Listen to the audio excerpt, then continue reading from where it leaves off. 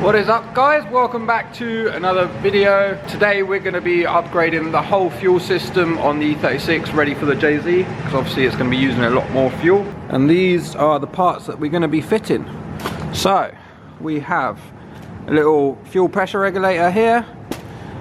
We've got a Walbro 455 fuel pump.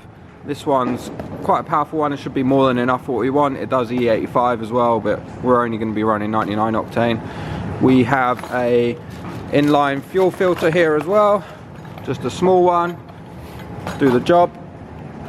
We have some lovely AN fittings from SPD, which is Speed in Parts Europe. These are absolutely lovely, and you can pick what colors you want as well. Go check them out. I'll leave a link in the description where you can get these. The AN PTFE hose as well is also from them. We've got the fmic Pro fuel rail here. It's a bit dusty, but that's going to be going on as well. We've got some standard fuel lines to adapt from the factory stuff, and we've also got some 1000cc injectors from Boosted JZ. So I'll leave a link in the description where you can get these. If you use code MAXF, you will get 10% off of their whole website as well. They do all the titanium bolts we've got in the engine, they do the injectors, they do rods, they do intake manifolds, exhaust manifolds, everything. Worldwide shipping, awesome customer service as well. So make sure you go check them out, link in the description. But yeah, now we just have to work out how all this goes and then get it fitted on the car. As you can see down here, we've got the factory fuel lines. It should be enough for now. I don't see why we should upgrade, because I believe they're 5/16, which is about 7mm internal. So it's a slightly bit smaller than AN6 basically. So it should do the job. I'm just going to adapt it from here, go to the fuel rail, and then the return through the fuel pressure regulator and back to the fuel tank. And then we've got the factory fuel filters there. We're going to replace that with the high flow one we've got. We're probably just going to have to extend the pipes a little bit. That's what I've got, the other bit of pipe there. And then yeah, should be a good one. And then we've got to fit the in-tank fuel pump as well. That's the bit that I'm not looking forward to, is fitting the in-tank fuel pump. That's going to be fun. Going to have to put my hands in loads of petrol, because I think there's over half a tank of fuel still left in it. Because the last time we used this car, it broke at pod, so we had to get trailered back. But yeah, let's dig into this. Yay! Alright, so I've got the fuel pressure regulator mounted there. I've got a barb fitting on the bottom, 5/16, and then I've got AN line at the top. I'm just going to run the barb to the return down there, and then have the AN going to the fuel line up here. Yeah, and then from there I'm going to have it coming to the front of the fuel line. Alright, so I've got the return hooked up to there now. It's all plumbed into there. Now I just need to do this return to the back of the fuel rail. Alright, for the feed, what I'm going to do, I'm going to connect that onto the factory fuel line down there with just a standard pipe clamp. Then up here I've got this little fitting, which is 5/16 barb to AN fitting, a -6. So I'm just going to wedge that in there like so, and have that on the factory, because then I can run the AN line from here up to the fuel rail. I think that make it a lot easier, because the fittings for the fuel rail are AN, and I've got loads of AN lines, so we'll just do that. Ideally I'll replace all of the factory fuel lines with AN lines, but for now I'm just going to do it like this, and then if I have fueling issues, then I'll upgrade it all to like -6 or -8 or something. But for now this should do the job. There we go, like so. So then this can go to the AN line. Mint. Sorry, I'm doing a pretty bad job at filming today. I don't know, I'm in like that mindset where you just want to crack on and do stuff. But I've put the manifold on, and I've put 2 injectors in just for now, just to put the fuel rail where it's going to be, so that I can work out the line lengths. So from here it literally has to go from there to there, so I've chopped a little piece off, so that can go in there. Just need to get the fittings mounted into the pipe, and then that's the return done. Then I just have to do the feed, which will be going in here. I'll have a 90 and it'll be going down under there, down to there, and then yeah, sweet as. Then I'll do the fuel filter. Starting to look good already. Whoop whoop. Alright, so there we go. Got the return done. Goes straight into there and then down back to the fuel tank. And then I'll obviously connect the vacuum line up to underneath the manifold, but I won't do that yet because the manifold's not staying in. But yeah, now just need to do the feed. Need to find the other 90, I don't know where I'll put it. And then I'll have that coming down, going down to there. It's getting there, it's getting there. Alright, so there we go. Just made that in line as well. That goes down under there and connects to the factory one down there. Yeah, it's all plumbed in now, from top side anyway. Fuel pressure regulator there, can bang in. Looks so good, starting to look like a car. Now I just need to do the fuel filter. Right, so this is the fuel filter setup I've got. So this is where the factory fuel filter normally goes. Normally just goes in here. What I've done, because normally the factory pipes are about this long and then you got the filter, same on the other end. I've just put a new bit of pipe to here and then done the same from there to there. So pretty easy. This is a high flow filter.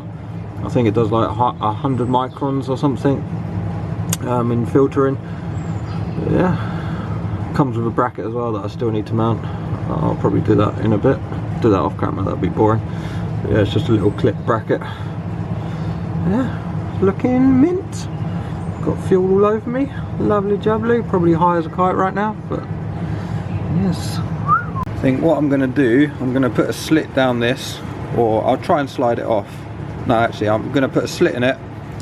And then this filter is actually about the same thickness as the other one, so I'll put a slit in it, wrap this around the other one, and then I can use the factory bracket. That'll be a lot nicer because it's a nice big beefy bracket. OEM Plus, bro. There we go, look at that. OEM Plus, mate. Looks factory. Beautiful. Alright, so now it's the bit I've left till last because it is the least fun. I have to get in there. As you can see, we've got bucket seats, so it's impossible to climb in and out. You've got to bloody climb over there. And there's so much junk in here. We've got parts everywhere. How can I do this? I think I'm just going to have to move stuff around, climb in there. Wish me luck. I'm pretty sure it's this side anyway. Not 100%, but I'm pretty sure it's this side. I mean, it is just there, but it's a bit tricky to get through from here. Just need to take that cover off. Alright. Be back in a sec. I've just cleaned off this side. I don't know if that's a fuel pump or not. I mean, there's power going to it, but then I think yeah, that's definitely a fuel pump, that side. I think this one must be the level sensor and stuff. Just spent ages cleaning that out and hoovering it. Oh well, time to do the other one. There we go. That one looks more like it. So it's driver's side of the fuel tank. That one was filthy as well. It was literally filled to the brim with, like, I don't even know what it was, like spongy dirt. It was really weird, so I hoovered it all out. Just need to get that fuel line off and then pull it out. Let's do it. Just pull this clip off and then you just get a flat screwdriver, hit there over hammer, it'll go like that, do a bit at a time, and then eventually it comes loose. And you just pull this off and then this should pull out in theory. Probably not, because why would it? Alright, let me get back to you. There we go, eventually came out. Wasn't too bad actually, it was a little bit stuck but not too much. Now, I need to somehow do this. I need to figure it out. So it all goes. Let's give it a go, mate. Let's give it a go. I don't even know if the other one's going to fit, but I'll soon find out. It's not like it was like an E36 specific, it's just an upgraded fuel pump, so I'll make it work somehow. We shall see. It's crazy, that's the factory one and this is the upgraded one. It's like half the size, but probably almost 3 times as powerful. It's a bit small to fit in this, so I'm gonna have to think of a way, maybe a big put some rubber around it and then a big Jubilee. I don't know. I'll get back to you when I think of something to fit this. Yeah, there we go. So I actually put a bit of rubber sleeving on it and then put a Jubilee around it to clamp it. Shouldn't be going anywhere. I might even add some cable ties there just in case, but don't know, it's a bit ghetto. And then the pipe, there we go, just chopped a bit of pipe and put it between them. The only thing is the wires, I'm not sure.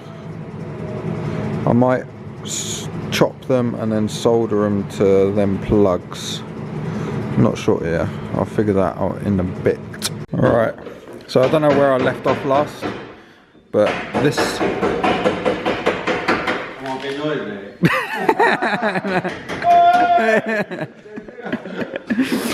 This is what I've done. So I put a inner tube around it and Jubilee clipped it in there. I pushed the factory pins out of the top, and then I put the wires through and just put some spades on it and sealed it up with some fuel-proof silicone. And yeah, that should do the job. It's not pretty, might not work. It should do, I don't know, we'll see. But for now, that'll do. I'll just connect the factory wires to there. I probably will run a relay kit at some point, but for now, I think running the factory wires might be okay. I don't know. We'll see when we get to that. I can always bypass it, but that'll do for now, are they?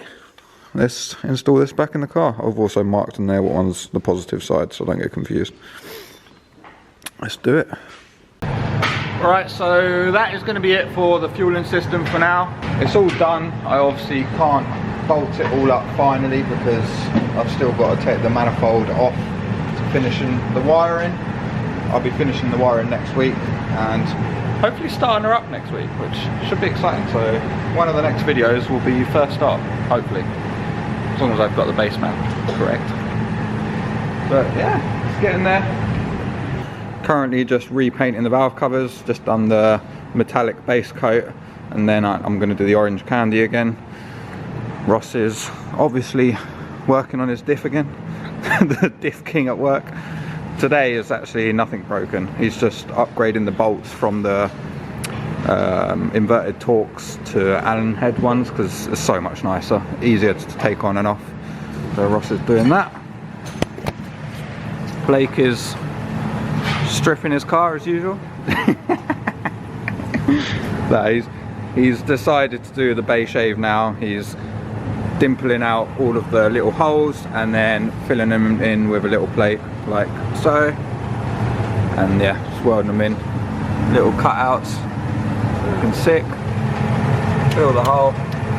Bloop. Sweet as. But yeah, it's gonna look sick. Hopefully we'll have this done in the next year or so. But yeah, now I'm just gonna basically I've got some new angle kits to go on. You'll see that in the next one. Hair? No, it just happened. Well, it's one of them things, isn't it? Might as well this, and oh, while I'm here, might as well that. I'm sure you guys know all about the might as well, but yeah. Hope you enjoyed the video. Make sure you like, comment, subscribe, and I'll see you in the next one. Goodbye.